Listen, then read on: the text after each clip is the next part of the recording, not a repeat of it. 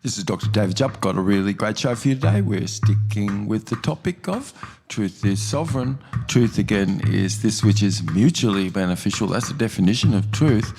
And sovereignty really is yours and my common custom, natural rights and things. Anyway, so we're staying on the topic a bit here where we are, and we've got quite a few questions, matter of fact, that's come in and things. So let's hear one of these questions for Coyote.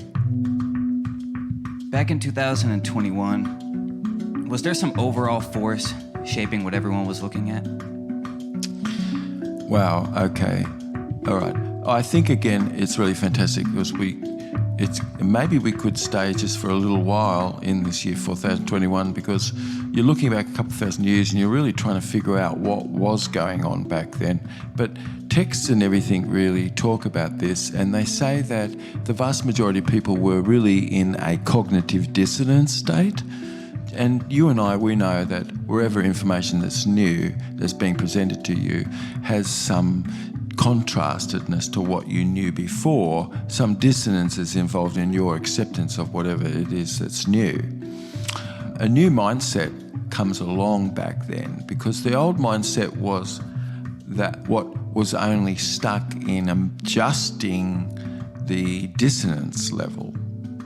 And so there were three other types of mindset that describe things, which was not this new mindset. But this new mindset was looking at sin, something was a selective restrictive violation, and there would be some cost of that or charge. And you've learned how to, in your language, discharge that charge. And so everything that you do really is looking at something which you're visiting, like you're a visitor and you're visiting this operation back then, and you're visiting it to correct anything that's of any irregularity.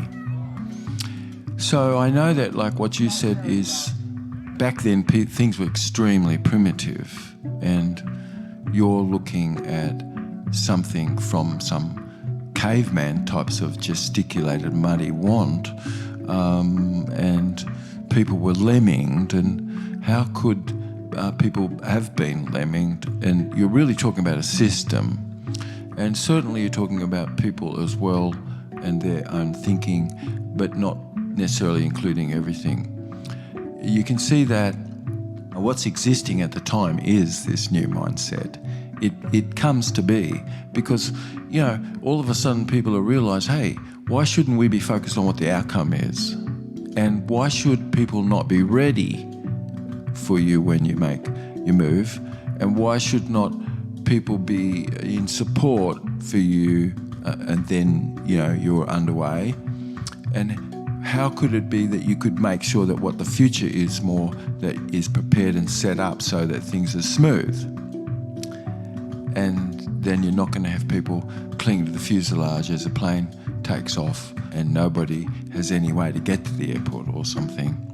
Only news was really to cause most everybody to have some dissonance inside themselves. And the first three types of mindset is, one is an ostrich, like I don't even know what's going on, you know what I mean? And I'm, looking at what colour socks and things, everything is content-y, right?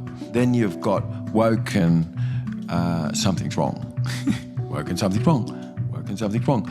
And you can see that's just because we're reducing cognitive dissonance somewhat, and that's all that's there. Another mindset was woken, and something's wrong, of course, right? Because this is the third set of mind, and it's woken to blame, woken to blame, woken to blame. And so the conversation back then was not going anywhere.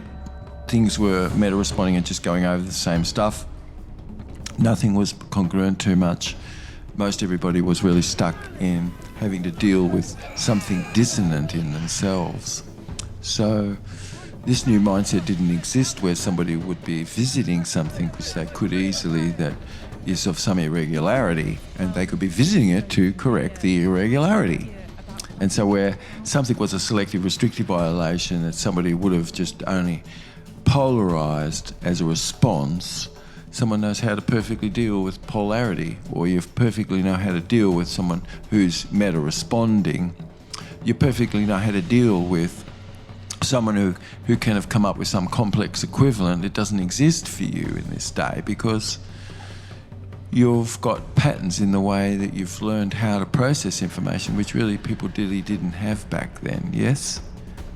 So you'd have to understand that, that's all, because we can't quite understand how people would have put up with demonocracy at all. And those people were trying to figure out how they could have put up with any witch trials and stuff, and so it was just really the same thing. They weren't out of that set whatsoever. There was such a prejudice, and it was really, for most people back then, it was a missed opportunity to have learned how to respond more effectively until this new mindset comes along and it's republicing things. What would you have done on September the 12th, 2001? What would you have done if you'd been president? I would have done a legitimate investigation to find out what exactly happened on 9/11. How did they know who did this so quickly like they did Lee Harvey Oswald? How quick they knew Lee Harvey Oswald killed Kennedy. And we knew before with Condoleezza Rice's memo on August 6th, when it stated right in the memo, bin Laden to steal planes and run them into buildings. And more stuff is coming out now also, how much the Bush administration ignored the intelligence. It was almost like they ignored it because they wanted it to happen. Oh, come off it, Jesse. No, not oh, come off it. Wait a minute. No. Every war fought starts with a false flag operation. You can't, in all seriousness, sit there and try and make out anybody. Okay, let me ask you this, Piers. Wait a minute. Let me ask you something. How much studying have you actually done of 9/11 other than what the government's told you and what mainstream media has told you? I've been studying it 4 years. So the debt which you have is expressed and you discharge in your own self.